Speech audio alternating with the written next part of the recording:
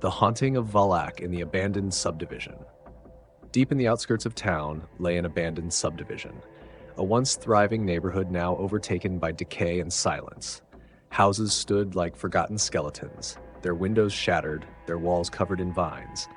Locals whispered about strange occurrences, screams in the dead of night, flickering lights in empty windows, and a sinister figure roaming the streets. They warned everyone to stay away, but curiosity got the better of Ethan and his friends. Ethan, a paranormal enthusiast, convinced his two friends, Mark and Rachel, to explore the subdivision. Armed with flashlights and a camera, they arrived at dusk. The air was heavy with the smell of damp earth and rotting wood. "Let's check out the big house at the end of the street," Ethan suggested, pointing to the largest house in the subdivision. As they approached, an eerie wind swept through the neighborhood, whispering through the broken windows. The house loomed like a shadow against the fading light, its door slightly ajar, as if inviting them in.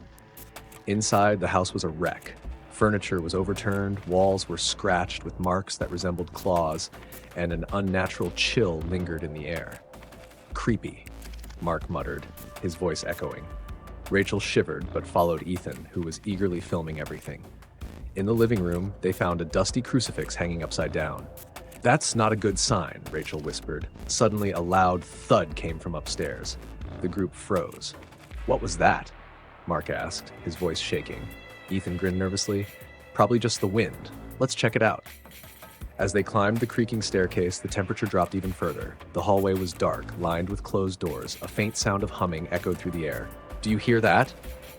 Rachel asked, gripping Ethan's arm. The humming grew louder as they approached the master bedroom. Ethan pushed the door open, revealing a room in disarray.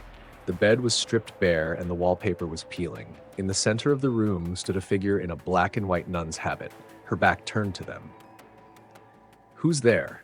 Ethan called out, his voice trembling. The figure turned slowly. Her face was pale and grotesque, her eyes glowing yellow, and a sinister grin spread across her face. It was Valak. Rachel screamed and Mark dropped his flashlight. The demon took a step forward, her laughter filling the room. Ethan froze, his camera shaking in his hands. "We need to go." "Now," Rachel yelled, grabbing Ethan's arm. Valak raised her hand and the door slammed shut behind them. The windows shattered and the room was plunged into darkness. Whispers filled the air, chanting in a language none of them understood. Ethan pulled out a small crucifix from his pocket and held it up. "Stay back," he shouted, his voice breaking. Valak hissed, her grin widening. The crucifix seemed to have no effect. The walls began to bleed, red streaks dripping down like tears. Mark panicked and ran to the door, pounding on it. "Let us out," he screamed. The whispers grew louder, deafening. Valak lunged at Ethan, her clawed hands reaching for him. He stumbled backward, tripping over debris. Rachel grabbed a chair and threw it at the demon, but it passed through her like smoke. In a moment of desperation, Ethan remembered the holy water he'd brought. He pulled the vial from his pocket and splashed it toward Valak. The water sizzled on her skin and she let out a piercing scream, retreating into the shadows. The door flew open, and the group bolted down the hallway. The house seemed alive, its walls closing in, the floors groaning under their weight. The whispers followed them, growing more menacing with every step. They burst out the front door and into the cold night air, collapsing on the overgrown lawn. The house behind them was silent again, its dark windows staring back at them like hollow eyes.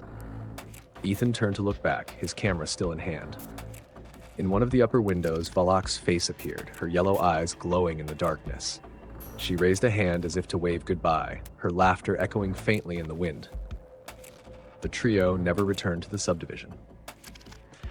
Ethan's footage was distorted, filled with static and eerie whispers. The experience haunted them, a chilling reminder of the evil that lurked in forgotten places. The abandoned subdivision remained as it was, a desolate monument to fear, and Valak waited patiently for the next curious soul to wander into her domain.